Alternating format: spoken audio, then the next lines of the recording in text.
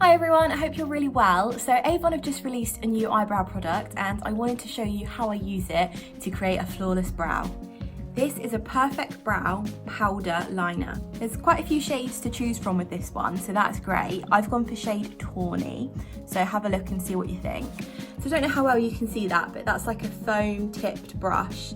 It's quite good for precision and it's quite good at creating those individual hairs that give you that realistic look. First things first, always make sure you give your brows a brush. So I've done that already. Just give them a good brush upwards and then you're ready to go. What I do is I just start just beyond the middle of my brow, just here, just follow the existing hair, and to get that fluffy sort of summery brow, I'm just brushing the strokes upwards. And just keep bringing it up like that. And just slightly go over your brow now as you're slightly working it upwards. So once you've got sort of the main of the brow done, I then go back to that beginning bit and just lightly touch in some hairs there. So I'm a lot lighter with this bit because I want it to blend in quite naturally. And you can just slightly wipe it away as it's setting as well. So just keep going until you've got a shape that you're happy with, and then move on to the other brow and just do the same.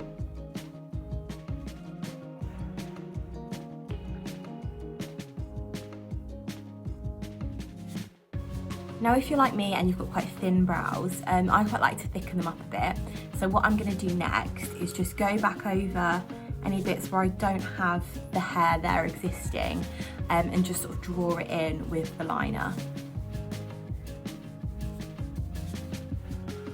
And this is really good at making it look like there's actually hair rather than just penciled in.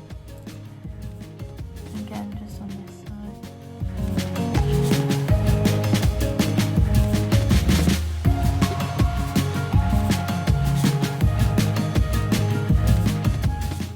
So that's the brows completed, and I've put a little bit of mascara on just so you can see how the finished look would be.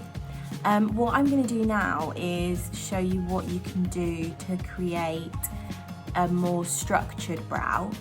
So if you wear a little bit more makeup perhaps, this might be a way for you to get those brows a little sharper. So what I do here is I just draw, starting slightly above my brow just to make sure I've got my lines right. I draw a straight line across the top of my brow here, and then I bring that down just on the outer part there. So then I just do the exact same on the other side.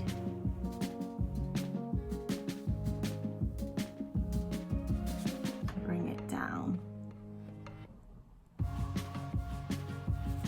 I would say the more you do it, the more you get used to kind of drawing the lines and getting them straight. So then after I've done the top there, I just go underneath and do pretty much the same thing. So I raise my eyebrow up a little bit, I go over that straight line there, and then I just join it up, so into the arch and join it up at the end here. And then again on this side, under the arch, and just join it up.